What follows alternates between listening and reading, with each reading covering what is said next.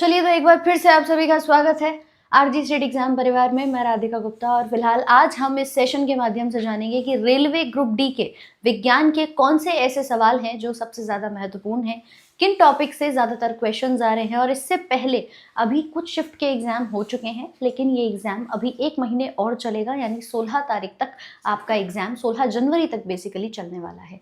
तो कौन कौन से आने वाले अपकमिंग आपके 25 नंबर की साइंस आ रही है, क्या टॉपिक से ज़्यादातर क्वेश्चंस हमारे आ रहे हैं, इन सब के बारे में बात करेंगे और सवालों की भी प्रैक्टिस आज के सेशन में करेंगे। आपसे वादा किया था कि देखिए आपके लिए फ्राइडे और सैटरडे में स्पेशल सेशन रहेगा जहां पर आप भी अपने इंपॉर्टेंट क्वेश्चंस को प्रैक्टिस कर पाएंगे। तो कल भी हमने आपका एक मॉक टेस्ट कराया था और आज भी इसी प्रकार से अपने इंपॉर्टेंट सवालों को कवर करेंगे। लेकिन यार उससे पहले ना सेशन को उन सभी भाई बंधुओं तक पहुंचा देना जो रेलवे ग्रुप डी की तैयारी कर रहे हैं और बिल्कुल फ्री में अपने एग्जाम में 25/25 विज्ञान में लाना चाहते हैं। चलिए तो शुरुआत करते हैं। आज खास तौर पर ये जो आपने टाइटल देख ही लिया होगा कि सबसे ज़्यादा किस टॉपिक से आ रहा है। देखो बहुत सारे बच्चों से बातचीत होने के बाद जैसा कि समझ में आया, जो बच्चों के मैसेजेस यहाँ पर आए, जो लेवल उन्होंने यहाँ पर बताया, गणित आपको पता है कि पूरे 25 नंबर की आ रही है, साथ ही साथ में आपका रीजनिंग 30 नंबर का है, जीएस 20 की है और साइंस भी आपकी क्या है, पूरे 25 नंबर की है। अब मैम मैथ्स और रीजनिंग का लेवल जो है वो आपका बेसिक है, हम कहेंगे थोड़ा सा कैलकुलेटिव आपका यहाँ पर रीजनिंग जो है वो देखा जा रहा है, गणित में थोड़े सवाल जो है वो कैलकुलेटिव हैं। लेकिन अगर मैं जीएस की बात करूँ तो जीएस में बेटा करंट के अलावा कुछ नहीं आ रहा। और साइंस में बात करूँ तो पूरे 25 नंबर में से तीनों सब्जेक्ट का अगर वेटेज देखा जाए, क्योंकि फिजिक्स केमिस्ट्री बायोलॉजी तीनों ही आ रही हैं, ज़्यादातर सवाल फिजिक्स के, लगभग 3 से 4 न्यूमेरिकल्स हर शिफ्ट में हैं। और उसी के साथ साथ बायोलॉजी के भी आपके 11 से 12 क्वेश्चन देखने को मिल रहे हैं। सिमिलरली हमारे 10 से 11 क्वेश्चन फिजिक्स के हैं, बाकी 7 से 8 क्वेश्चन जैसे डायरेक्ट आपके फॉर्मूला बेस्ड क्वेश्चन, जिसमें आपके वॉशिंग पाउडर का फॉर्मूला पूछ लिया या पीओपी का पूछ लिया, मतलब केमिकल रिएक्शंस आ गई, बैलेंस करने को आ गई, वो सब केमिस्ट्री के अंदर भी पूछ रहा है। तो आपके तीनों ही सब्जेक्ट्स इंपॉर्टेंट है, एक भी छोड़कर मत जाना। किसी शिफ्ट में थोड़ा सा नंबर आगे पीछे हो सकता है, लेकिन हाँ तीनों ही सब्जेक्ट आपके क्या है, इंपॉर्टेंट है। आप में से भी अगर किसी स्टूडेंट का पेपर अभी तक हो चुका है, आपको भी अंदाजा लग गया होगा कि हमारे तीनों ही विषय साइंस के अंदर इंपॉर्टेंट है। और देखो मैथ्स रीजनिंग में आसानी से आप स्कोर कर सकते हो, direct to the point answer लगा सकते हो, ऐसे ही साइंस के अंदर है। अगर समस्या आएगी तो वो इस जीएस के अंदर जो 20 नंबर की करंट अफेयर्स आ रही है, क्योंकि कुछ बच्चों ने अभी करंट ही नहीं पढ़ा है, तो मैं बता दूं उसकी भी क्लास डेली आप लोगों के लिए इसी चैनल पर चल रही है। अमित सर की बहुत शानदार करंट अफेयर्स की क्लास है, जिसमें पूरा 1 साल का कराया जा रहा है करंट अफेयर्स, तो उसको ज़रूर देख लेना। डेली रात 9 बजे वो सेशन भी आपका चल रहा है, ठीक है। चलिए तो हम अपने विज्ञान की बात करते हैं, जिसमें मैम इन 100 सवालों के अंदर अगर मैं सबसे ज़्यादा टॉपिक वाइज बात करूं कि कौन सा बायो के अंदर पूछा जा रहा है, तो देखिए सबसे इंपॉर्टेंट ये सारे टॉपिक्स आपके सामने लिखे हैं। सेल है, विटामिन है, टिश्यू है, और ये अभी कोई नया नहीं है। मैं पहले ही बता दूं 10वीं की एनसीईआरटी से बाहर कुछ नहीं है। तुम सोच रहे हो मैम बहुत बड़ा नीट का लेवल आ रहा हो, पीएचडी पूछ रहा हूँ हमसे, या पीएचडी करने के लिए सवाल आ रहे हो, नहीं, ज़्यादा इन डेप्थ नहीं जाना है। जस्ट इस बात का ध्यान रखना, 10वीं की एनसीईआरटी वही चैप्टर्स हैं लाइन टू लाइन, वहीं से क्वेश्चंस पहले भी आपको बताए थे और अब भी यही बता रहे हैं। बस इस प्रकार के चैप्टर्स को अच्छे से रिवाइज कर लेना, और आज भी हम ऐसे ही सारे क्वेश्चंस को करने वाले हैं, ठीक है। सो आप सभी लोग तैयार हैं? एक बार मुझे थम्स अप का साइन भेज दें। कोशिका हो, विटामिन की बात करें, टिश्यू, ऊतक प्लांट में, एनिमल में, दोनों में, डाइजेस्टिव सिस्टम यानी शरीर का पाचन तंत्र कैसे काम करता है, इससे कुछ क्वेश्चंस बन रहे हैं। साथ में डीएनए है, जेनेटिक्स है, आनुवांशिकी, मेंडल साहब ने कौन से नियम दिए, उनको फादर ऑफ जेनेटिक्स कहा जाता है, क्या सिलेक्ट किया, क्यों किया, ये आपसे पूछ रहे हैं। और रिप्रोडक्शन यानी प्रजनन, फूलों में हो या इंसानों में हो, यानी मानव के अंदर हो, सभी में पूछ रहा है। लैंगिक अलैंगिक दोनों के ऊपर प्रश्न बनाए जा रहे हैं, ठीक है। तो इन टॉपिक्स को अच्छे से करना है सबसे पहले। और इसी के साथ साथ अब आप लोगों का ये जो सेशन रहेगा, आप में से कितने लोग तैयार हैं कि मैम इन टॉपिक्स पे बढ़िया से क्वेश्चंस आज हमें यहाँ पर देखने को मिल जाएं, तो हम भी एक प्रैक्टिस यहाँ पर कर लेते हैं। तो उन्हीं को हम करेंगे, और उसका फ्री पीडीएफ आपको हमारे Telegram RG state exams official पर मिल जाएगा।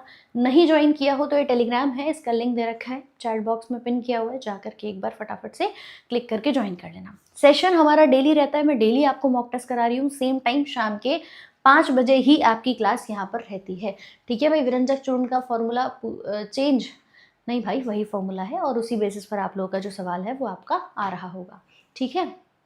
चलिए तो रेडी हैं? एक बार एक थम्स अप का साइन जल्दी से शेयर कर देना। और लगाते हैं आज का पहला सवाल आपकी स्क्रीन पर, देखिए और उत्तर लगाएं और सेशन को शेयर कर देना जिस किसी ने भी नहीं किया हो, अपने सभी मित्र यार भाई बंधुओं तक फटाफट से सेशन को शेयर करके आएंगे।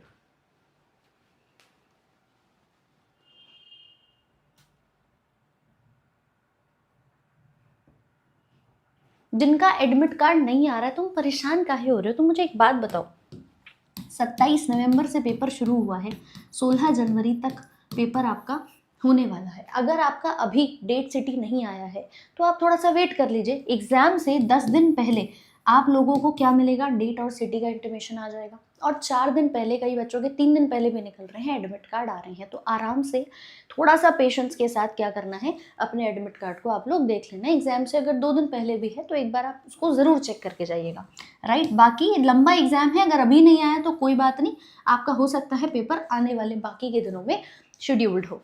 आंसर दे रहे हैं ऑप्शन नंबर फर्स्ट। उसने पूछा है प्रोडक्ट क्या है फोटोसिंथेसिस के। अब एक चीज़ का ध्यान रखना भाई, फोटोसिंथेसिस वो प्रक्रिया है जहाँ पर हम बात करते हैं एक ग्लूकोज बनता है, साथ साथ में ऑक्सीजन बनकर क्या हो जाती है, बाहर निकल आती है। तो मेनली अगर आपका बात की जाए तो मैम ग्लूकोज जो है और ऑक्सीजन ये प्रोडक्ट, उसने क्या पूछा है, कौन से यहाँ पर उत्पाद बनते हैं और किससे बनते हैं ये भी ध्यान रखिए। कार्बन डाइऑक्साइड और पानी आपस में मिलकर के दोनों को बैलेंस कर दो और ये बन करके हमारा ग्लूकोज और ऑक्सीजन तैयार हो जाते हैं। तो ये ऑप्शन में जो पानी लगा रहे हैं, कितने प्यार से कितने कॉन्फिडेंस के साथ आपके आंसर आते हैं ना, मतलब देख के इतना अच्छा लगता है कि भाई गजब हो तुम लोग हैं। इतना टैलेंट आता कहाँ से है कि मैम सीधे पानी लिखा है फिर भी हम ऑप्शन को ए को मार्क कर रहे हैं यहाँ पे। क्या आंसर नहीं होगा ग्लूकोज और ऑक्सीजन? हाँ भाई जल्दी से बताओ। ऑडियो में प्रॉब्लम तो नहीं होनी चाहिए यार। ऑडियो सबको साफ आ रही है या नहीं ये बताओ सबसे पहले। एक सेकेंड,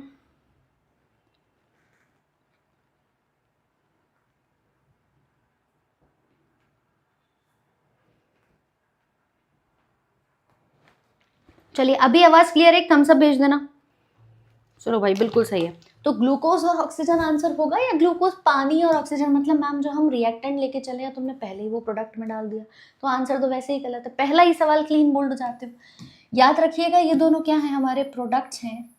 ऑक्सीजन बनती है पेड़ पौधों के अंदर, ये प्रकाश संश्लेषण होता है और किसकी प्रेजेंस में होता है, तो एक चाहिए हमें क्लोरोफिल जो हरित लवक के द्वारा बनता है और बिना सनलाइट के ये रिएक्शन पॉसिबल नहीं है। सनलाइट लिखा हो, एच न्यू लिखा हो, इसके बिना ये रिएक्शन पॉसिबल नहीं होती है, इस बात का भी ध्यान रखेंगे।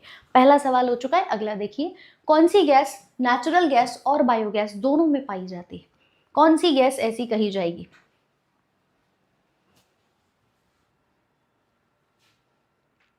चलिए क्लोरोप्लास्ट कलर देता है, जी हाँ। कॉपी पेस्ट मत करो भाई, सबके कमेंट्स आ रहे हैं बढ़िया तरीके से और अपना अपना आंसर जो है उसको लिखते चलिए। करेक्ट कौन सी गैस पाई जाती है? आपने कहा मैम मीथेन पाई जाती है, CH4 जिसका फॉर्मूला हम यहाँ पर कहते हैं। बायोगैस हो, नेचुरल गैस की बात करें, मीथेन का कंसंट्रेशन सबसे ज़्यादा यहाँ पर आपको देखने को मिल जाएगा। गैसेज और भी होती हैं लेकिन methane is in maximum 67% near about आपके नेचुरल गैस में, और बायोगैस में 55 से 60% इसकी मात्रा उपस्थित है। अगला कह रहा है मानव के शरीर में किस ग्रंथि को हम कहते हैं तीसरी आंख? बताओ जरा जल्दी से। तीसरी आंख के नाम से किस ग्रंथि को जाना जाता है? केवल टॉपिक के नाम जान लेने से सिलेक्शन नहीं हो जाता, उनको रिवाइज करना पड़ेगा, उन्हें पढ़ना पड़ेगा, सवाल लगाने पड़ेंगे, इस बात को ठान लो, ठीक है। ये नहीं कि मैम अच्छा मुझे टॉपिक पता चल गया, पेपर हैक, मैम पेपर आज ही आपने तो लीक कर दिया। पढ़ तो लो, सवाल तो लगा लो उसके। पीनियल ग्रंथि को कहा जाएगा, क्यों? क्योंकि यहाँ से बनता है आपका एक हार्मोन जिसका नाम है मेलाटोनिन, और ये कहलाती है जैविक घड़ी। जैविक घड़ी यानी बायोलॉजिकल क्लॉक के नाम से भी यही ग्रंथि जानी जाएगी। आपके मस्तिष्क में बैठी अंतःस्रावी ग्रंथि सबसे छोटी होती है, ये एंडोक्राइन ग्लैंड है, मेलाटोनिन नाम का हार्मोन बना रही है जो आपकी स्लीप साइकिल को बैलेंस करता है, और इसी को हम नाम देते हैं स्मॉलेस्ट, सबसे छोटी अंतःस्रावी ग्रंथि। जो लोग अध्यात्म से जुड़े हैं, कहते हैं ना तीसरी आंख खुल गई है, तीसरा चक्र खुल गया है, तो वो आपके आत्मा से रिलेट करने वाला सीट ऑफ सोल भी यही नाम से जाना जाता है। ठीक है, तो ध्यान रखिएगा, यही हमारी पीनियल ग्लैंड है। मैमरी ग्लैंड मिल्क प्रोड्यूस कराएगी, एक्सोक्राइन है, बहिस्त्रावी है, अंतःस्त्रावी नहीं है। पिट्यूटरी ग्रंथि मास्टर ग्रंथि होती है, और ये हमारी एंडोक्राइन है, क्योंकि इससे तकरीबन 8 से 10 हार्मोन्स बन के तैयार होते हैं। और लैक्रिमल ग्रंथि आंसू बनाती है, तो ये क्या हो गई, बहिस्त्रावी। जो एक डक्ट के माध्यम से, एक नलिका के माध्यम से अपना स्त्राव दे रहे हैं, उनको हम नाम देते हैं बहिस्त्रावी, एक्सोक्राइन के नाम से। क्लियर है?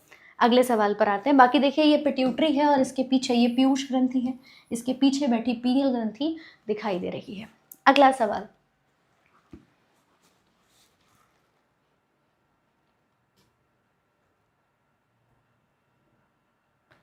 देखिए कौन से पार्ट का रिवीजन करके जाना है। तो मैंने अभी स्टार्टिंग में ही आपको बताया, बायोलॉजी के अंदर जो टॉपिक सबसे ज़्यादा आ रहे हैं रिवाइज कर लीजिए बढ़िया तरीके से। एनसीईआरटी से बाहर एक भी लाइन नहीं है। एनसीईआरटी आपने पढ़ी है, अपने आप प्रॉपर कोर्स करा है, क्वेश्चंस लगाए हैं, कोई समस्या आपको नहीं आएगी। स्पेशली हम विज्ञान की बात करें। ऑप्शन आ रहा है ए, निषेचन के दौरान फ्यूजन ऑफ मेल और फीमेल गैमीट होता है, तो एक सेल बनता है, उस सेल को क्या कहते हैं, जाइगोट कहते हैं। ये जाइगोट वो कोशिका है जहाँ से जीवन की उत्पत्ति हो रही है। हमारा लाइफ, हमारी जीवन कहाँ से शुरू हो रही है, जाइगोट के रूप में ही स्टार्ट हो रही है। और इसी जाइगोट में पूछा जाए गुणसूत्रों की संख्या बताना कितनी होगी, जाइगोट के अंदर कितने गुणसूत्रों की संख्या पाई जाती है। हाँ जी, कितने गुण संख्या पूछी है, जोड़ी नहीं पूछी, संख्या पूछी है। 23 जोड़ी में आएगा, और जाइगोट है क्योंकि मेल और फीमेल स्पर्म और ओवम से मिलके बना है, तो संख्या हो जाएगी 46। मैं आपसे बोलूं कि एक शुक्राणु है, इसमें कितने गुणसूत्र हैं, आपने कहा जी 23 हैं स्पर्म में। डिंब कोशिका है, इसमें कितने हैं जी 23 हैं। मिलकर के जाइगोट बन गया, उसमें कितने हैं, तो उसमें 46 पाए जाएंगे। जोड़ी में पूछता तो 23 पेयर्स यहाँ पर उपस्थित हो जाते। बात क्लियर? मेल और फीमेल गैमीट मिलकर के फर्टिलाइजेशन जाइगोट बनाती है। अगला देखिए, अगला सवाल लगाओ जरा जल्दी से। आवाज साफ आ रही है सभी को? ऑडियो क्लियर है? सब कुछ होगा, रेलवे रैंकर्स भी होगा, डोंट वरी। अगला कह रहा है यूकैरियोटिक कोशिकाओं के किस कोशिकाओं को कोशिकाओं की आत्मघाती थैली कहा जाता है। मैम ऐसे सवाल आ जाए, बोनस क्वेश्चन आ रहे हैं। एक बच्चा बाहर आता है, कहता है कि हमारे शिफ्ट में आता है फंडामेंटल यूनिट ऑफ लाइफ। सोचो मैम ये तो और ज़्यादा कठिन हो गया। उससे पूछा था फंडामेंटल यूनिट ऑफ लाइफ, जीवन की मूलभूत इकाई क्या है, बताइए आप बता सकते हैं कि नहीं। कि ये तो आत्मघाती थैली पूछा है जिसको लाइसोसोम कहा। इसके अंदर क्या है, तो अंतः कोशिकीय इंट्रा सेल्यूलर इंजाइम्स पाए जाते हैं। क्या कराता है ये, डाइजेशन कराता है। अंतः कोशिकीय पाचन का काम इसका देखा जाता है, एंजाइम्स के माध्यम से ये कार्य यहाँ पर कराता है। ठीक है, लाइसोसोम कुछ इस प्रकार से एक छोटा सा कोशिकांग नजर आएगा। सबसे छोटा नहीं है, सबसे छोटा राइबोसोम को कहा जाता है। वो पूछे पूरे सेल में स्मॉलेस्ट सेल ऑर्गेनल बताओ तो जरा, तो आप कहेंगे राइबोसोम कहा जाएगा। ये आपका उससे थोड़ा सा बड़ा नजर आएगा। अगला, श्रृंखला में खाद्य पाचन तंत्र की बेसिकली आपको सीरीज बतानी है। किस क्रम में ये पूरा फूड डाइजेस्टिव सिस्टम नजर आता है। आवाज सभी को साफ आ रही है? ठीक है, किसी भी प्रकार से कोई बफरिंग नहीं हो रही है, चीजें क्लियर हो रही है आपको, तो सेशन को शेयर कर देना फटाफट से, और लाइक का बटन भी प्रेस कर देना। ठीक है, CHSL में नहीं आ रहा होगा, लेकिन रेलवे में तो पूरे 25 नंबर की बेटा साइंस है, आएगा जरूर। ऑप्शन नंबर डी दे रहे हैं, इंजेशन। पहले क्या करोगे, खाने को खाओगे, अंतःग्रहण इंजेशन, फिर उसको हम पचाएंगे, लेकिन वो ऑप्शन में नहीं है, कोई बात नहीं जी, लगा दिया यहाँ पे डाइजेशन, पाचन हो गया।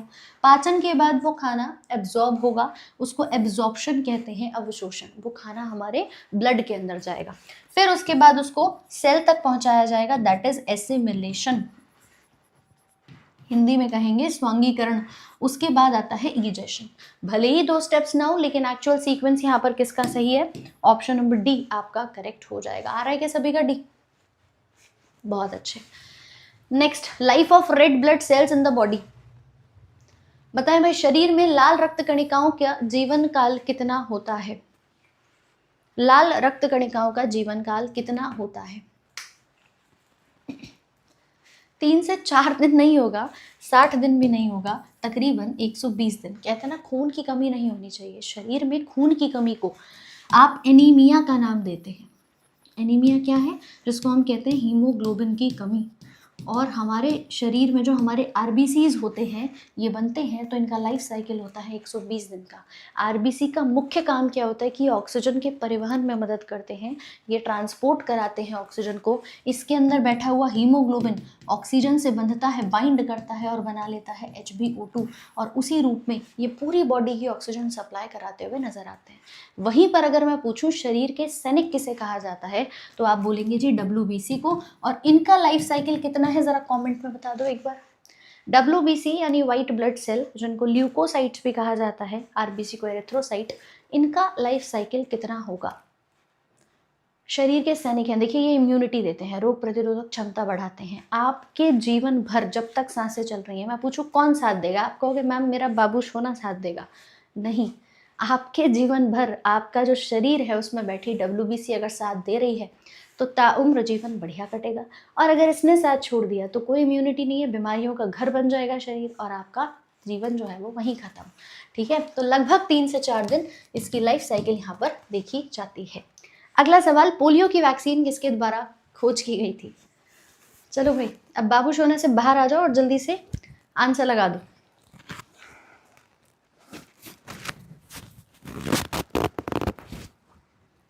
ऑडियो सबको क्लियर है। ऑप्शन नंबर ए क्यों, ये बात बताओ जरा। पोलियो का टीका तो 2 के द्वारा बना था मैम, दोनों का ही नाम आना चाहिए, है ना। साल्क एंड सबीन वैक्सीन इसको कहते हैं। देखो एक इंजेक्शन के थ्रू लगती है और दूसरा जिसे हम कहते हैं कि हम 2 बूंद जिंदगी की अपने बच्चे को, अपने 5 साल तक के बच्चे को जरूर पिलवाएं। आपके घर में भी कोई छोटा बच्चा हो उसे जरूर पिलवाएं। क्यों, क्योंकि ये जो डॉक्टर एल्बर्ट सबीन है इन्होंने बनाई थी ओरल पोलियो वैक्सीन। ठीक है, वही जो ड्रॉप्स आप बच्चे को पिलवाते हैं ये पोलियो वायरस से होता है, और इन दोनों ने मिलकर के टीका बनाया था इसका। उस वायरस का नाम है एंटेरोवायरस या पोलियोमाइलिटिस वायरस। और अब तो खैर इसके केसेस नहीं देखे जाते, भारत पोलियो मुक्त हो चुका है। लेकिन पोलियो का जब बॉडी में हम रोग देखते थे तो ये हमारे सीधे पेट में जा करके और उसके बाद ब्रेन को अफेक्ट करता था, वहाँ से पैरालिसिस जैसी समस्याएं देखने को मिल जाती थी। ठीक है, अगला सवाल, वसा और प्रोटीन का पूर्ण पाचन किसमें देखा जाता है। जो लेट हो गए आने में कोई बात नहीं, अभी बहुत सवाल बाकी हैं। आपकी क्लास 6 बजे तक चलेगी, बढ़िया से शेयर कर दो और आंसर लगाओ जल्दी जल्दी।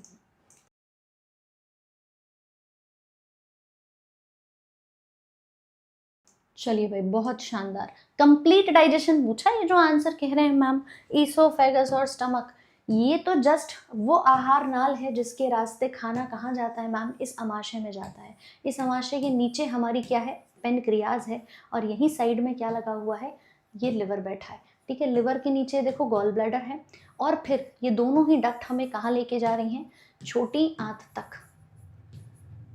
ठीक है, यहाँ से कहानी पहुंची छोटी आंत में, ये अपेंडिक्स है जो जुड़ी हुई है आपके बड़ी आंत के साथ।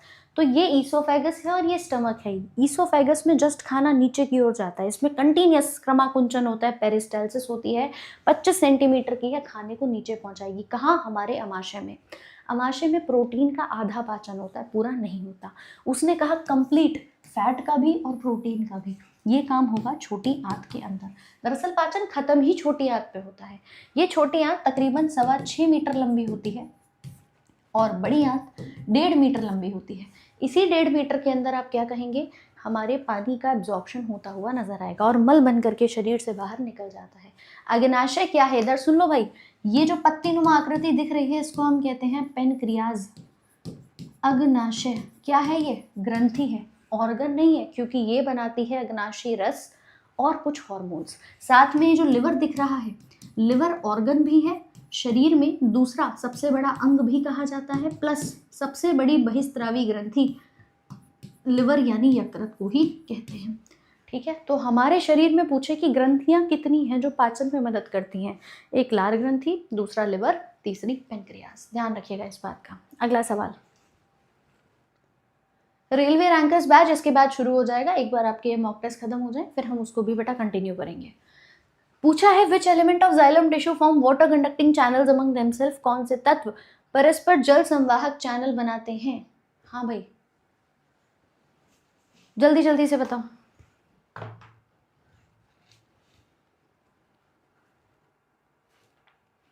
लगाएं भाई आंसर क्या होगा।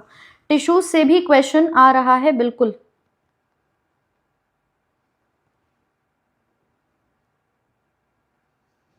बिल्कुल भाई, WBC का लाइफ स्पैन जो होता है तकरीबन 20 दिन तक देखा जाता है।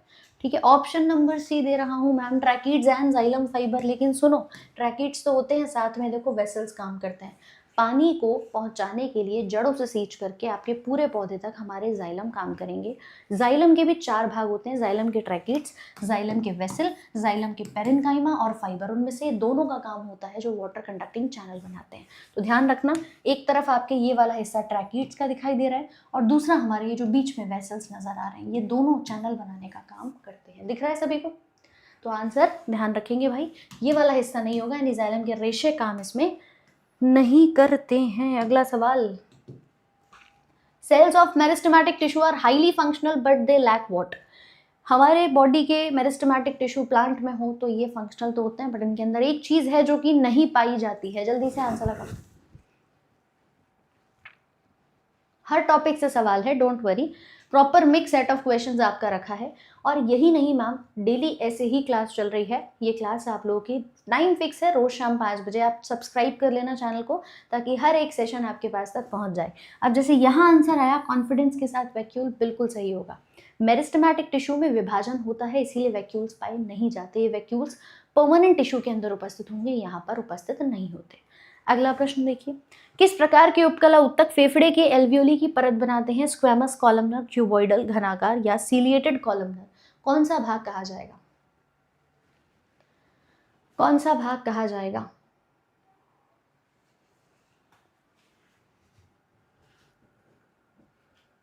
चलो बहुत बढ़िया, स्पीड से एकदम आंसर आने शुरू हो गए, कुछ का ए तो कुछ का सी।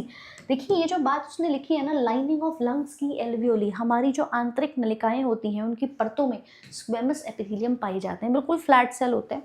इसी के साथ अगर मैं कॉलमनर की बात करूं तो ये कुछ इस तरह से स्तंभ आकार के लंबे लंबे आपको दिखाई देंगे। क्यूबॉइडल की बात करूं तो इनका शेप इस तरह से क्यूब के आकार का होता है। अंदर बीच में सबके एक न्यूक्लियस होगा, साइटोप्लाज्म होगा। उसने जिस प्रकार से पूछा कि लंग्स की एल्वियोली में, फेफड़ों की सबसे छोटी कोशिकाओं में, तो वहाँ पाए जाते हैं स्क्वेमस प्रकार के। ये सब आते हैं फ्लैट सेल में, जो सिंपल एपिथेलियल या उपकला उत्तक की श्रेणी में आते हैं।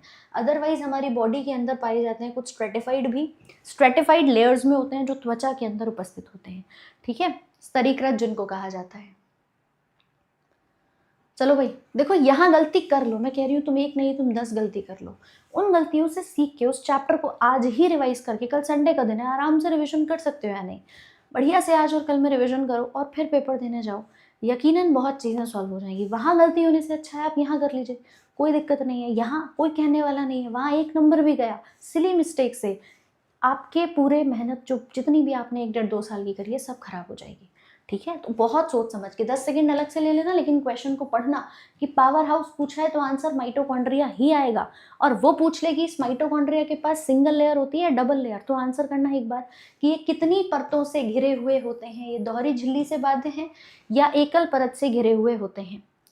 हाँ भाई, आरआरबी एलपी के पूरे फुल प्रीवियस ईयर क्वेश्चन जो अभी आए हैं, मैंने ऑलरेडी उसका एक सेशन ले रखा है आपके लिए, आगे उसको भी करा देंगे, डोंट वरी, है ना। ऑप्शन आ रहा है डबल, दोहरी झिल्ली बाध्य कही जाती है माइटोकॉन्ड्रिया की। अगर आप डायग्राम देखेंगे ये पावर हाउस है, कुछ इस तरह से बर्गर वाला आकार है। और हाँ, अगर डायग्राम बेस्ड क्वेश्चन आ जाए तो भी नहीं डरना है, एक एक डायग्राम एनसीईआरटी वाला ही आपसे पूछ सकता है, बाहर से नहीं पूछेगा।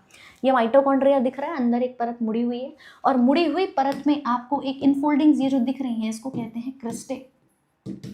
यहाँ क्या होता है, ऊर्जा का उत्पादन होता है। एनर्जी किस रूप में बनती है? तो मैम एटीपी के रूप में बनती है, एडिनोसिन ट्राइफॉस्फेट के रूप में। जब ऑक्सीजन पूरी बॉडी में आपको भरपूर मिलेगी तो एटीपी कितना बनेगा? 36 से 38 एटीपी। और अगर मान लो कि हमारी बॉडी में ऑक्सीजन नहीं जा रही है, एनारोबिक रेस्पिरेशन है, तो मात्र 2 ही एटीपी बन के तैयार होते हैं। कितने? 2 एटीपी एनारोबिक रेस्पिरेशन के अंदर। अगला सवाल, Which is the outermost covering of cell which separates the components of cell from its external environment? बताइए भैया, बाहरी वातावरण से अलग कौन करता है? वो कौन सी बाहरी परत कही जाएगी? कल की मैराथन लगवा लो। कितने लोग तैयार हैं कल की मैराथन के लिए? बताओ। मैं तो तैयार हूँ, है ना। 1 क्या 6 घंटे भी आपके लिए मैराथन हो जाएगी। लेकिन आप में से कितने लोग चाहते हैं, आज मुझे कमेंट सेक्शन में बता देना, ताकि आपकी मैराथन उस हिसाब से प्लान कर ली जाए। अगर आपका भी यही है कि मैम एक मैराथन हमारी बढ़िया से मौज एक्सपेक्टेड की हो जाए, तो बिल्कुल करा देंगे। ठीक है, ऑप्शन नंबर ए आ रहा है प्लाज्मा झिल्ली, करेक्ट भाई, उसने कहा आउटर मोस्ट कवरिंग। देखिए किसी भी सेल में जब हम देखते हैं तो प्लाज्मा मेम्ब्रेन पाई जाती है, चाहे वो प्लांट का हो या एनिमल का हो। पर अगर मैं यूजुअली प्लांट की बात करूं तो उसमें एक बाहरी आवरण सेल वॉल अलग से पाया जाता है, अंदर की तरफ उसमें क्या होगी, प्लाज्मा मेम्ब्रेन होगी। यानी प्लांट्स के पास 2 लेयर होती है, एनिमल्स के पास एक ही लेयर होती है बाहर की तरफ। पर इस ऑप्शन के अकॉर्डिंग यही है जो हमें सेल को बाहरी वातावरण से अलग कर रही है। एक सवाल मेरा और है आपसे कि ये प्लाज्मा मेम्ब्रेन का एक मॉडल आया था जिसे कहते हैं फ्लूइड मोज़ैक मॉडल, ये किसके द्वारा दिया गया था? 1972 में इसका एक मॉडल दिया गया था। उस वैज्ञानिक का नाम बता दो एक बार। हाँ भाई, उस वैज्ञानिक का नाम क्या है जो हमने ट्रिक बताई थी कि गाना गाते गाते निकल लिए थे? Singer and Nicolson. ठीक है, तरल मोज़ैक प्रतिरूप नाम की एक पूरी थ्योरी इनकी आई थी। बताया था कि उस स्ट्रक्चर में ऊपर की तरफ फॉस्फोलिपिड की 2 लेयर्स होंगी, बाई लेयर जिसको हम कहते हैं, ये सेल है, इसकी बाहरी परत नॉर्मली ऐसे दिखाई देगी मैम, लेकिन अगर मैं डिटेल में देखूं तो ऊपर और नीचे द्विकला फॉस्फोलिपिड की है, अंदर प्रोटीन धसे हुए हैं और कुछ बाहर प्रोटीन्स हैं। This is fluid mosaic model जिसको कहा जाता है। ठीक है, चलो जी अगला सवाल बताओ। What is the smallest unit of an organism capable of independent existence? देखिए क्वेश्चन टफ नहीं है, एक ही बात कहूंगी, क्वेश्चन का लेवल बहुत आसान होगा। हो सकता है थोड़ी लैंग्वेज घुमा दे, हो सकता है थोड़ा कॉन्सेप्ट पर आपसे पूछ ले, पर आप भी गलती में छोटी छोटी सिली मिस्टेक्स वाले काम मत कर देना। मज़ा आ रहा है क्वेश्चंस लगाने में कि नहीं, ये बताओ पहले। हाँ जी, चीज़ें क्लियर हो रही हैं तो सेशन को तनिक शेयर वेयर भी कर दो अपने भाई बंधुओं तक, और लाइक का बटन भी प्रेस कर देना, चीज़ें समझ आ रही हैं तो। है इंडिपेंडेंट एग्जिस्टेंस कौन है जो अपना स्वतंत्र रह सकता है, उसे किसी की जरूरत नहीं है मैम, मैं अकेले भी खुश हूँ, वो वाला मैटर सेल का है, क्योंकि सेल ही बाद में अपने बहुत सारे सेल से मिलकर के क्या बनाता है जी, टिश्यू बनाता है। और जब ऐसे ही टिश्यू मिलते हैं तो क्या बनता है, ऑर्गन बनता है। ऑर्गन से क्या बनेगा, अंग प्रणाली, ऑर्गन सिस्टम बन जाते हैं, और यही लास्ट में बनाते हैं बॉडी को, चाहे वो बॉडी प्लांट की हो या बॉडी एनिमल की कही जाती हो। अगला, वायु के द्वारा परागण के लिए प्रयुक्त शब्द क्या है? What is the term use for pollination by wind? Endophile, sciophily, anemophily या एंजियोप्लास्टी? हवा से परागण हो रहा है, बताएं जल्दी से। बहुत बढ़िया जी, ऑप्शन नंबर सी दे रहे हैं, और तो मैम ऑप्शन लग भी नहीं रहा ना। एनिमो वर्ड आता है हवा के लिए, लेकिन अगर परागण हो हवा की जगह पानी से तो क्या बताओगे, हाइड्रोफिली। सिर्फ एक शब्द पढ़ के नहीं खत्म करना है, पानी से हाइड्रोफिली। अगर पक्षी आ रहा है तो ऑर्निथोफिली। अगर कोई जंतु है तो आता है एनिमोफिली। यहाँ पर स्पेलिंग का अंतर है, एनिमल वाला एनिमल है, ये एनिमोफिली। ठीक है, तो इस प्रकार से अलग अलग एजेंट यहाँ पर हवा, पानी, पक्षी, कीट सबके बन जाते हैं। कीट आ जाए तो एंटोमोफिली बता देना, एंटोमोफिली। ठीक है, चलिए अगला प्रश्न देखिए। Which of the following is the most commonly found simple permanent tissue? सबसे अधिक पाए जाने वाला सरल स्थायी ऊतक कौन सा है? सबसे अधिक पाए जाने वाला। हाँ भाई, क्या बात है। क्लास तो मैं रिकॉर्डेड ही तो दिख रही होगी, मतलब पढ़ना तो है नहीं, बस रिकॉर्डिंग है, लाइव है ना। मैडम कौन सी हैं, कहाँ से हैं, घर परिवार कैसा है, ये जान लो पहले। शादी किसकी हो गई, किसकी नहीं, दोस्त यार किसको बना लूँ, पेपर थोड़ी देख के आना है मैम मुझे रेलवे ग्रुप डी का। यहाँ पर रेल मंत्री जी 5 लाख पदों के ऊपर पूरा प्रेस रिलीज निकाल देते हैं कि हमने तो 5 लाख वैकेंसी दी हैं पिछले 11 सालों में। एक साल में नहीं, इतना खुश होने की जरूरत नहीं है कि एक साल में आ गई हैं, और तुम यहाँ दोस्ती यारी में लगे रहो। ये नहीं पता अगली साल कितनी कम भर्ती हो जाए और फिर कहो मैम अब तो फिर नंबर कम हो गया। पुराना वाला जो हमारा एस्पिरेंट है जिसको अच्छी पोस्ट नहीं मिली, वो दोबारा से भर दिया है फॉर्म। हमें चिंता थोड़ी इन सब बातों की, ये तो टीचर चिंता करें, सरकार को चिंता है नहीं, हम तो बस दे रहे हैं exam. Answer is option number C, parenchyma. Parenchyma क्या है? पहली चीज सरल स्थायी ऊतक है। सरल के अंदर मैंने 3 नाम बताए थे, सिंपल में PCS। अब उन तीनों में से अगर देखा जाए तो सबसे कॉमनली पैरेन्काइमा है। स्क्लेरेन्काइमा का काम क्या है कि ये कठोरता प्रदान करता है, हार्डनेस देता है। नारियल की हस्क के अंदर, कोकोनट हस्क की बात करूं तो उसमें भी आपको दिखाई देगा। इसके अलावा फ्लोएम जो है वो जटिल ऊतक कहा जाता है, जटिल स्थायी। यानी कॉम्प्लेक्स परमानेंट की श्रेणी में आता है। भोजन के क्या करेगा, ट्रांसपोर्टेशन में, स्टोर नहीं करता, सौविक गलती मत कर देना, ये क्या करेगा, फ्लोएम ट्रांसपोर्ट कराता है खाने को, भोजन को, जो भी बन रहा होगा। और जाइलम का काम होता है पानी के परिवहन में, पानी के ट्रांसपोर्टेशन में। ठीक है, नेक्स्ट क्वेश्चन देखिए। लो भाई बोनस क्वेश्चन, न्यूक्लियस की खोज किसने करी थी, जल्दी से बताओ। न्यूक्लियस की खोज किसने करी थी, who discovered the nucleus of a cell. तो पता है मैम, ये तो नहीं होंगे क्योंकि इन्होंने क्या बनाया था, फर्स्ट डेड सेल, पहला डेड सेल 1665 में एलेक्जेंडर फ्लेमिंग ने बनाई थी पहली एंटीबायोटिक, जिसका नाम था पेनिसिलिन। और ये किससे बनी थी, तो एक कवक से बनी थी, एक फंगस से बनी थी। ल्यूवेनहॉक ने क्या बनाया था मैम, इन्होंने एक जीवाणु बनाया था, पहला जीवित कोशिका जिसको कहते हैं। और रॉबर्ट ब्राउन ने ही न्यूक्लियस की खोज करी। इसी न्यूक्लियस को हम क्या कहते हैं, ब्रेन ऑफ द सेल, यानी ये कोशिका का मस्तिष्क कहा जाता है। मुख्य तौर पे पूरा कंट्रोल, पूरा कोऑर्डिनेशन इसी के हाथों में है, डीएनए इसी के पास है, जीन्स उसी के अंदर पाए जाते हैं। अगला सवाल, next question, which is a functional part of DNA, यानी डीएनए का कार्यात्मक भाग कौन सा होता है, एंडोप्लाज्मिक रेटिकुलम, लाइसोसोम, जीन्स या गोल्गी एपरेटस। माइक्रोस्कोप नहीं बनाया था एवीएल ने जीवाणु देखा था। उस टाइम पर माइक्रोस्कोप जो था वो 1940 में, जो इलेक्ट्रॉन माइक्रोस्कोप आज हम यूज़ करते हैं, वो नॉल और रस्का ने बनाया था। वो 1940 की डिस्कवरी है। इन्होंने तो लगभग 1674 में पहला जीवाणु डिस्कवर कर लिया था। अपना एक माइक्रोस्कोप इनका जुगाड़ का बना हुआ था। ठीक है, कार्यात्मक यानी जो काम करता है, तो मैम जीन काम करता है, क्योंकि ये जीन्स ही किसके ऊपर है कि देखो ये है हमारा डीएनए जिसको हम डबल हेलिक्स देखते हैं। मैं इन दोनों धागों को पकड़कर खोल दूं तो मैम ये देखिए, ये जोड़ी में क्या बैठा है, ये जीन है, इसी को हम क्या कहते हैं, पेयर ऑफ जीन। यही जीन डीएनए के ऊपर है और डीएनए बाद में जाकर हिस्टोन नाम के प्रोटीन से बंध जाता है और इन्हीं की कॉइलिंग से बाद में क्या बनता है, क्रोमोसोम यानी गुणसूत्र बन के तैयार हो जाता है।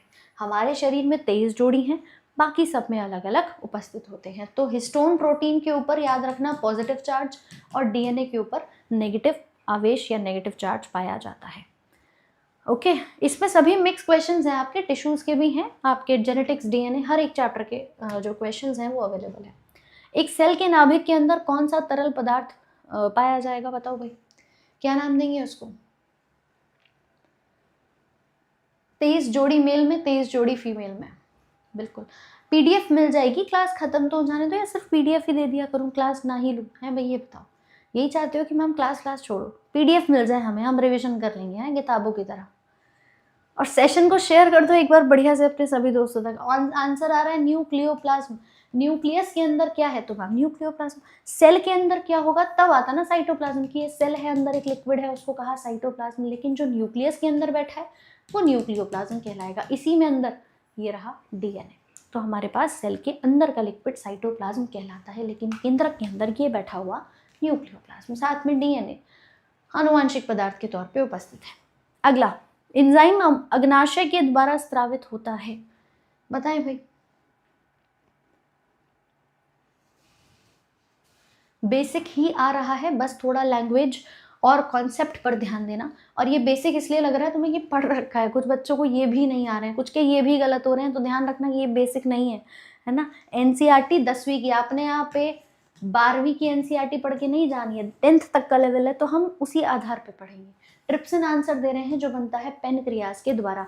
बाकी के तीनों किससे बनेंगे, तो बाकी के तीनों छोटी आंत में, जो आपका छोटी आंत का रस होता है, ये वहां से बनते हैं। माल्टेज माल्टोज को तोड़ेगा, लैक्टेज लैक्टोज को तोड़ेगा और सुक्रेज सुक्रोज को तोड़ता है। एंजाइम्स की पहचान है, उनके नाम के पीछे ASE लगा होता है, और कार्बोहाइड्रेट्स के नाम के पीछे OSE। जैसे मैं बात करूं लैक्टोज की, जैसे मैं बात करूं माल्टोज की, सुक्रोज की, ग्लूकोज है, फ्रक्टोज है, देखो सबके नाम के पीछे OSE आ रहा है, तो मोस्टली नाम के पीछे OSE आता है, पहचान सकते हैं। और इनको पचाने के लिए कि लैक्टोज को तोड़ना है तो लैक्टेज आ गया, माल्टोज को तोड़ना है तो माल्टेज आ गया, और सुक्रोज को तोड़ना है तो सुक्रेज आ गया, क्योंकि ये डाइसैकेराइड्स हैं, अपनी छोटी छोटी इकाइयों के अंदर ये टूट जाती हैं। ठीक है, अब एक सवाल मेरा यहाँ पर ये है, ट्रिप्सिन किसका पाचन करता है, जल्दी से बताओ। ट्रिप्सिन आंसर तो सही दिया, पाचन किसका करेगा। हाँ भाई, विदर्भा गुड इवनिंग हो गई है, तो अब सवालों पर भी ध्यान दे लें।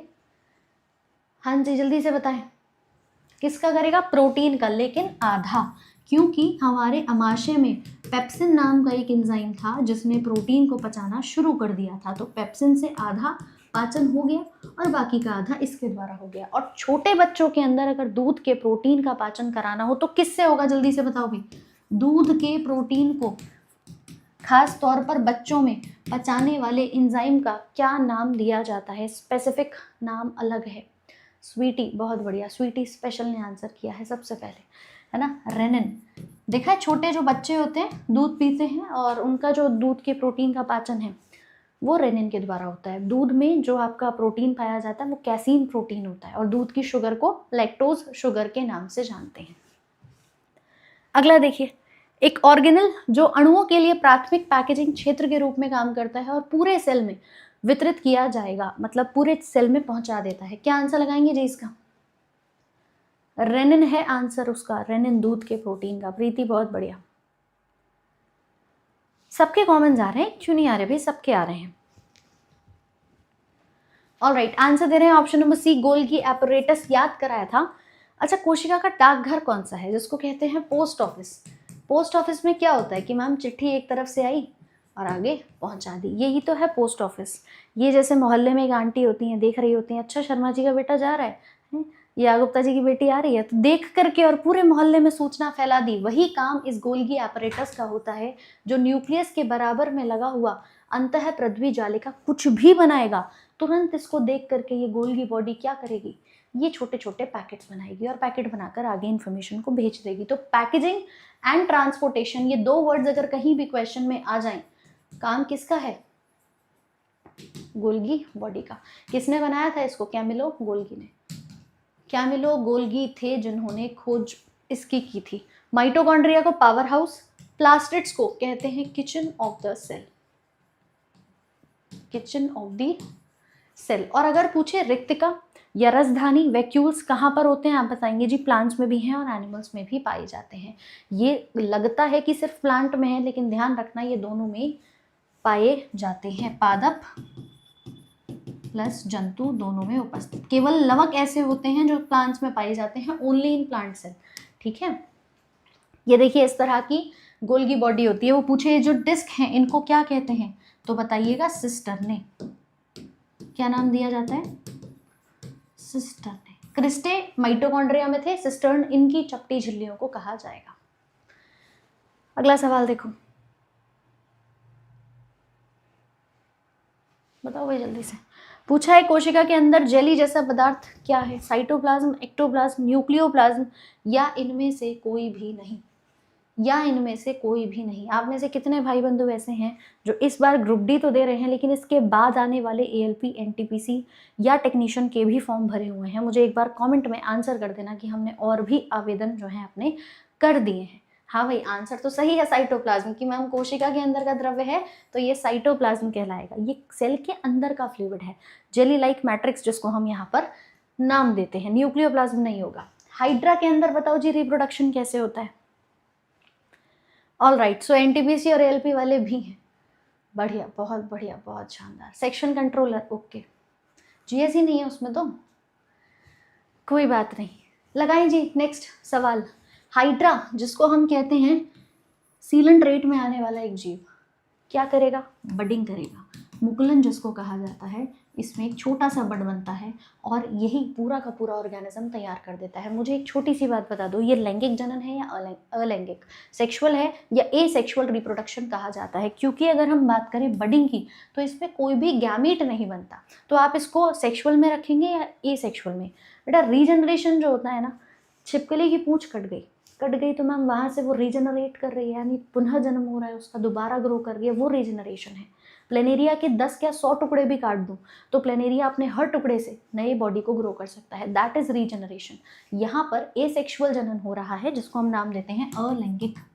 कोई गैमीट नहीं बन रहा, कोई अलग से सेक्स ऑर्गन नहीं है इसके पास, एसेक्सुअल रिप्रोडक्शन इसको कहा जाएगा। इवन बाइनरी फिजन हो, फ्रेगमेंटेशन हो, स्पोर फॉर्मेशन हो, ये सब किस में आते हैं? एसेक्सुअल के अंदर आते हैं, ठीक है। डीएनए किसका घटक है? कहाँ पाया जाएगा डीएनए? माइटोकॉन्ड्रिया, क्लोरोप्लास्ट, साइटोप्लाज्म या ए और बी दोनों में? लगाना जी आंसर। हाँ भाई, ग्रुप डी क्लियर होने के बाद यूपीएससी करूँगा, उसके लिए कुछ बताओ। एक बार ग्रुप डी क्लियर कर लो, है ना, फिर उसके बाद यूपीएससी के लिए पक्का बताऊंगी, वादा है तुमसे। कमेंट सेक्शन में वादा करते हैं, ठीक है। और बताओ, पहले ग्रुप डी निकाल लें, इसको पढ़ लें, पहले वो पेपर अपना बढ़िया से क्लियर कर लें। अभी यूपीएससी की स्ट्रैटेजी यहीं डिस्कस करूँ सारी। ऑप्शन नंबर डी दे रहे हैं, A and B both correct. Mitochondria में भी है, क्लोरोप्लास्ट में भी है। आपको याद कराया था कि डीएनए कहाँ होगा, मैम कह देना मुझे नहीं पता। यानी माइटोकॉन्ड्रिया, न्यूक्लियस, प्लास्टिड, ये 3 ऐसे कोशिकांग हैं जिनके पास डीएनए पाया जाता है। तो क्योंकि ऑप्शन में दोनों है, आपका आंसर हो जाएगा ए एंड बी बोथ सही है। और अगर न्यूक्लियस भी आ जाता तो जी वो भी हो जाएगा। प्लास्टिड के अंदर ही आता है क्लोरोप्लास्ट, इसीलिए हम कहते हैं कि आपका क्लोरोप्लास्ट में भी आप इसको डायरेक्टली लिख सकते हैं। अगला, अब बताओ जरा आंसर, डबल मेम्ब्रेन कौन सा है, किसके पास दोहरी झिल्ली पाई जाती है? मुझे नहीं पता मतलब ये नहीं आंसर ही छोड़कर आ जाओ, आपको पता है एमएनपी उसकी ट्रिक है, ट्रिक से याद रखना। करिए जी आंसर। और एक बात ईमानदारी से, मजा आ रहा है क्वेश्चंस लगाने में तो सेशन पे लाइक की संख्या जरा बराबर की कर दो, पता तो चले कि हाँ आपको भी चीजें क्लियर है। जल्दी से एक बार सेशन को लाइक करेंगे सभी एंड शेयर कराएंगे अपने सारे दोस्तों तक। और डेली शाम 5 बजे, यानी मैम कोई छुट्टी नहीं, रोज शाम 5 बजे आपकी क्लास चलती है। रेगुलरली विज्ञान पढ़िए, बढ़िया से मेहनत करिए, आपका सिलेक्शन निश्चित होगा, ग्रुप डी हो या यूपीएससी हो, ठीक है। ऑप्शन बी दे रहे हैं माइटोकॉन्ड्रिया। अच्छा, तो न्यूक्लियस को कहाँ भूल गए फिर?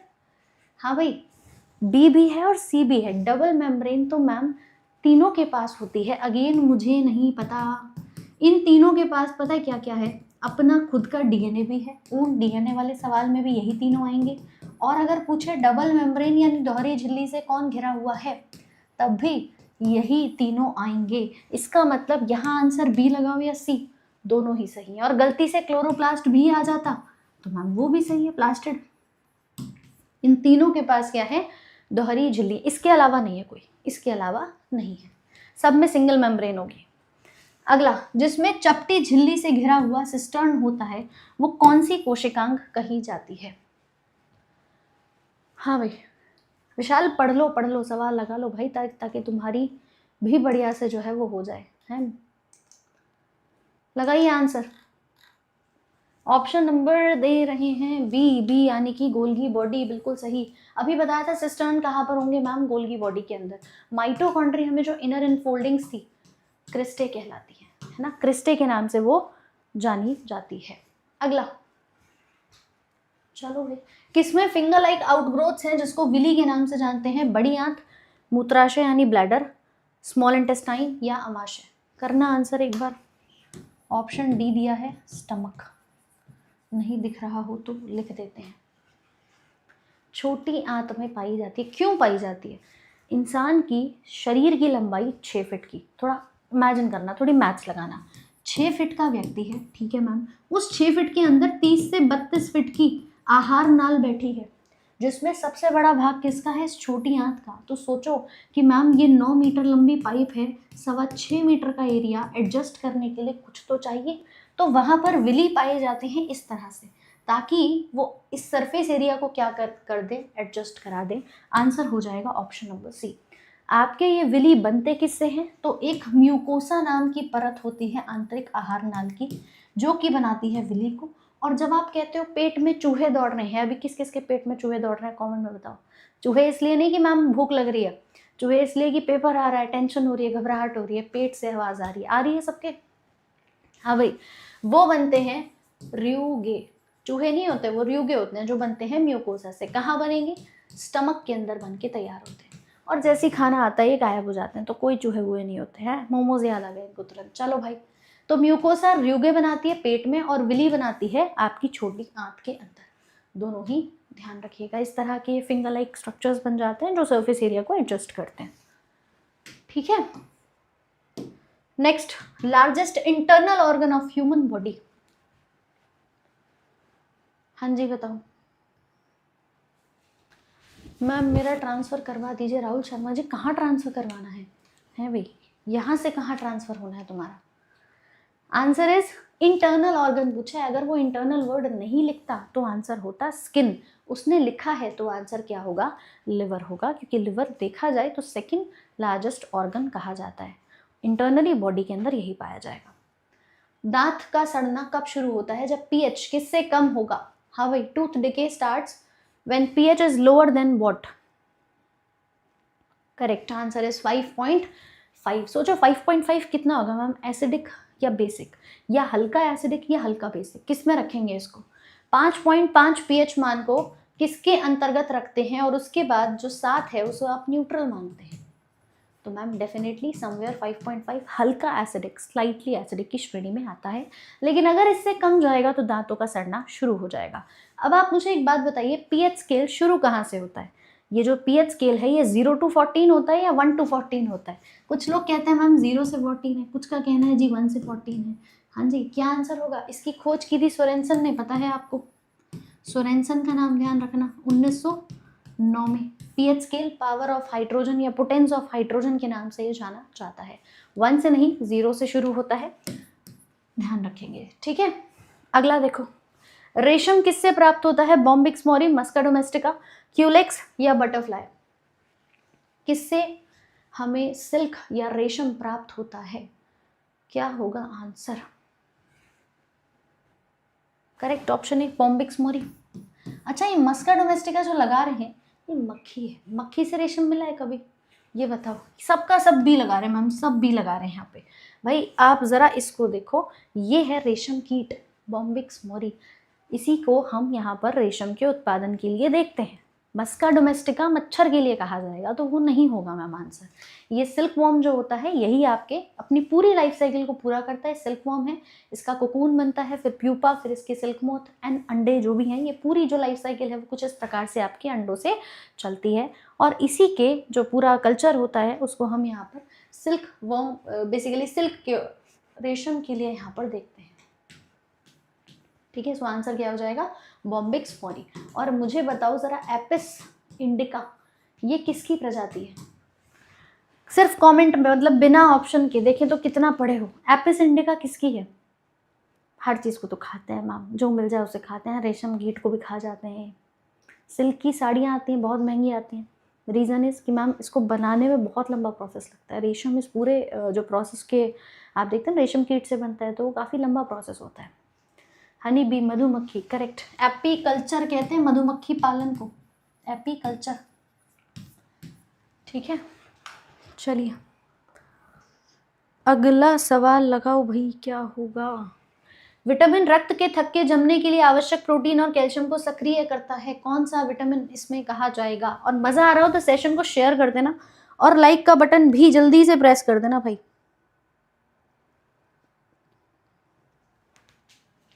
बहुत बढ़िया।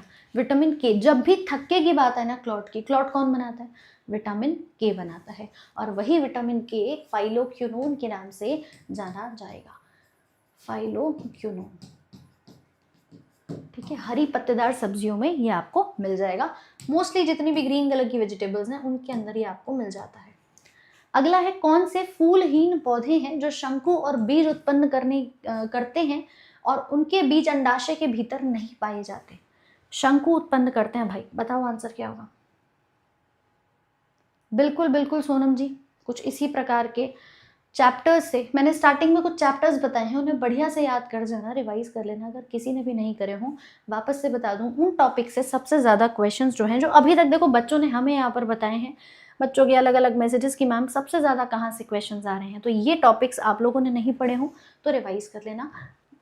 आपके बैचेस में भी कराए हुए हैं, यूट्यूब पर भी ऑलरेडी इनकी थ्योरी सेशंस मिल जाएंगे। अच्छे से पढ़ करके रिवाइज करके चले जाना। ये सवाल जो लगवा रहे हैं उन सवालों के माध्यम से और आपका रिवीजन जो है वो आसान यहाँ पर हो जाएगा, ठीक। सवाल हमने ये पूछा कि भाई जिसमें फूलहीन है पहली चीज और शंकु बनते हैं तो वो कहलाते हैं जिम्नोस्पर्म्स। अनावृत बीजी, इनके बीज ढके हुए नहीं होते, नग्न बीज होते हैं, तो इन्हीं को हम जिम्नोस्पर्म्स की श्रेणी में यहाँ पर रखते हैं। अगला, किसी व्यक्ति को हुआ है रिकेट्स यानी सूखा रोग, तो उसमें किसकी कमी देखी जाएगी? किसकी कमी देखी जाएगी, जल्दी से बताओ। बिल्कुल सही है अभिलाषा, बिल्कुल बढ़िया। तो मैम इसके अंदर हम कहते हैं विटामिन डी की कमी। डी से हड्डी और हड्डी में है कैल्शियम, कैल्शियम से नाम क्या बन गया, कैल्सीफेरॉल। विटामिन डी का नाम क्या है, आपने कहा कैल्सीफेरॉल। वसा में घुलनशील है, सूर्य के प्रकाश से सुबह सुबह अर्ली मॉर्निंग आपके बॉडी में ये बनता है और कोई विटामिन शरीर में नहीं बनता, इसको सनशाइन विटामिन भी कहते हैं। बहुत सारे ऐसे प्रश्न हैं जहां आसानी से कर सकते हो, विटामिन के नाम पढ़ जाना, कमी से रोग कौन सा है ये कर लेना, सब ट्रिक्स के साथ कराया हुआ है। बाकी हम यही आशा करेंगे आप अच्छे से और पेशेंस के साथ सवाल करके हैं। ये रिकेट्स है, बच्चों की हड्डियां मुड़नी शुरू हो जाती हैं कैल्शियम की कमी के कारण, ये देखने को मिल जाता है। बाकी एडल्ट्स में ऑस्टियोमलेशिया होता है। अगला कह रहा है non clotting of blood occurs due to loss of, किसकी हानि के कारण रक्त के थक्कों का ना जमना देखा जाएगा। क्या लगाओगे भैया आंसर, बेटा कुपोषण ये नहीं है, कुपोषण प्रोटीन एनर्जी, बेसिकली प्रोटीन की कमी, क्वाशियोरकर और मैरास्मस उसको कहते हैं, है ना। अब कह रहा है नॉन क्लॉटिंग यानी क्लॉट नहीं बन रहा, क्लॉट नहीं बनता तो विटामिन के की कमी होगी, तब थक्का आपकी बॉडी के अंदर नहीं बनेगा। ठीक है, अगला पूछा है पानी में घुलनशील विटामिन कौन सा है, जल में घुलनशील विटामिन किसको कहा जाएगा, तो मैम डी, ए, ई या तो कीड़ा। वसा में घुलता है, बचा हुआ बी और सी पानी में, ऑप्शन हो जाएगा B1 जिसका नाम है थाइमीन, जिसकी कमी से होता है पेरी बेरी। अगला सवाल है ईस्ट किस में रिच होता है या कि सबसे ज़्यादा ईस्ट के अंदर क्या पाया जाएगा। कोई बात नहीं, बहुत सारे सवाल हैं, आप बढ़िया से लगाइए, ठीक है, और बाद में रिवीजन कर लेना। ऐसा ही एक और सेशन आप लोगों के लिए मैं लेकर के आऊँगी अभी आने वाले जो नेक्स्ट आपकी क्लास होगी उसके अंदर। आपको एक काम करना है, देखो मैंने ऑलरेडी आपकी बायोलॉजी की 1 शॉट वीडियोस कराई हुई हैं, नहीं देखी हो तो जाकर देख लेना, बहुत मदद मिलेगी। आरजी स्टेट एग्जाम्स यही हमारा यूट्यूब चैनल है, सब्सक्राइब कर लेना। ये आपकी अभी एक 1 शॉट आपकी 1 महीने पहले ही कराई है, बहुत बढ़िया तरीके से इसमें आपके सारे लेटेस्ट क्वेश्चन आए, अपडेटेड रेलवे के लिए यहाँ पर मिल जाएंगे। ठीक है, ऐसे ही एक 1 शॉट मैंने आप लोगों की अभी 2 हफ्ते पहले भी ये वीडियो जो है वो करवाई थी, जिसमें भी अगर आपने ना देखा हो तो इसको भी आप देख सकते हैं। ये सारी लिंक मैं आपको इसी क्लास के डिस्क्रिप्शन बॉक्स में पिन करवा दूंगी ताकि आप भी बढ़िया तरीके से अपने इन सेशन से फ़ायदा उठा पाएँ। और साथ साथ में देखिए, अगर आपको आने वाले किसी भी सवालों पर, तो अभी हम आते हैं, अभी तो गलतियाँ कर रहे हो, आने वाले एनटीपीसी एएलपी टेक्नीशियन किसी भी एग्जाम को टारगेट करना है तो थ्योरी पढ़नी शुरू कर दो। एनटीपीसी के लिए फाउंडेशन बैच आ गया है, मात्र 699 में पूरी टीम के साथ लाइव बैच है, जिसमें प्रैक्टिस शीट, साथ में आपके mock test, doubt session, live classes, PDF सब कुछ अवेलेबल है। अभी से तैयारी शुरू करिए, हम यही आप लोगों के लिए प्रे करेंगे कि बढ़िया से आपका सिलेक्शन हो। लेकिन जिसने नहीं किया है, जो बच्चा फ्रेशर है, अभी से अपनी प्रिपरेशन शुरू कर दीजिए। अभी पेपर नहीं होने वाला है एनटीपीसी का तकरीबन अगले मार्च अप्रैल तक, तो तब तक बहुत बढ़िया तैयारी आपकी हो जाएगी। ये जो भी अभी मेहनत अभी शुरू किए हैं, ठीक है। साइंस पढ़नी है तो साइंस का रिकॉर्डेड और लाइव दोनों बैचेस अवेलेबल हैं। साइंस का अकेला बैच 499 में है, 2 साल की वैलिडिटी है। आरजे विक्रमजीत ऐप पर ये बैच आपको पूरा का पूरा मिल जाएगा। अगेन लाइव क्लासेस आप लोगों की इसमें रहेंगी। रिकॉर्डेड पढ़ना है, लाइफ टाइम वैलिडिटी। देखो रेलवे का एनुअल कैलेंडर तो मैम आना है, अगली साल भी आएगा। इस साल तो मैम भर्ती आई हैं, अगली साल भी आएंगी और अब ऐसे ही आएंगी जैसा कि हमारे प्रेस रिलीज में देखने को मिला। मैंने उस पर भी एक वीडियो आपके इसी वीडियो सेक्शन में बना दी है, देख लेना जा करके कि भैया रेल मंत्री जी ने कहा क्या है, वैकेंसीज कितनी आनी है और अगला ग्रुप डी भी आएगा आपका। तो इसीलिए जो मेहनत कर रहे हो एक बार में बढ़िया से कर लो। साइंस में एक बार पढ़ लेना, दोबारा पढ़ने की आवश्यकता नहीं रहेगी, सवाल लगाना जितने लगाने ताकि प्रैक्टिस बनी रहे। ठीक है, लाइफ टाइम वैलिडिटी है, 399 में पूरा साइंस आपका मिल जाएगा। और भी एग्जाम्स हैं तो रामबाण 4.0 संपूर्ण समाधान है आपका, क्योंकि मैम इस बैच में हमारे सारे एग्जाम्स टारगेट हैं, सारे सब्जेक्ट आपको मिलेंगे, चाहे वो रीजनिंग हो, मैथ्स हो या आपका कंप्लीट जीएस और साइंस हो, ये पूरी टीम के साथ। तो आज ही अपनी आरजे विक्रमजीत ऐप को डाउनलोड करके तैयारी को शुरू कर दीजिए, ठीक है। और सवाल लगाने हो तो हमारी किताब रेलवे की सामान्य विज्ञान, ये बुक भी आपके लिए अमेजॉन फ्लिपकार्ट पर है, डिस्क्रिप्शन बॉक्स में लिंक दे रखा है, क्लिक करके ज्वाइन कर लेना, क्योंकि इसमें केमिस्ट्री, फिजिक्स, बायोलॉजी तीनों के लगभग 6300 प्लस क्वेश्चंस अवेलेबल हैं, ठीक है। आने वाले 2025 के जो भी लेटेस्ट एग्जाम्स हुए हैं उनके भी क्वेश्चंस इसमें अपडेट करा दिए गए हैं। क्लियर?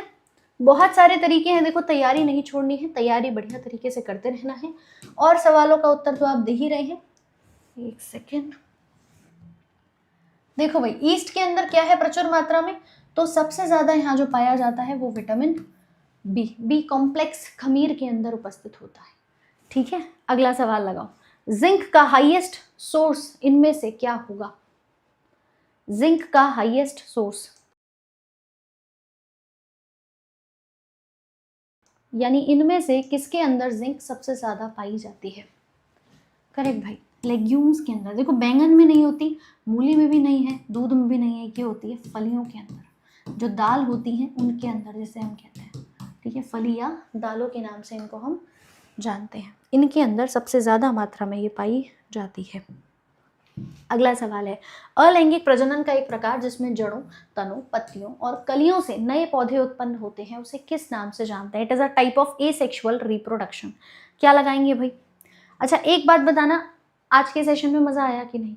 अभी देखिए समय हो चला है आपका, बाकी आज हमने काफ़ी क्वेश्चंस अभी और कराने थे, उनको हम आपके अगले सेशन में लेकर आएंगे। तो ऐसे ही अपने रेगुलर सेशंस में आप अपनी प्रैक्टिस को यहाँ पर करते रहिए। आज इस सवाल को रखते हैं होमवर्क में। आपकी अभी रीजनिंग की क्लास है, अभिमन्यु सर की बहुत शानदार तरीके से ट्रिक्स और कॉन्सेप्ट के साथ सेशन अटेंड करना, ठीक है। ये क्वेश्चन रखते हैं होमवर्क में, मुझे क्लास खत्म होने के बाद कॉमेंट सेक्शन में बता देना कि इस सवाल का उत्तर यहाँ पर क्या रहेगा।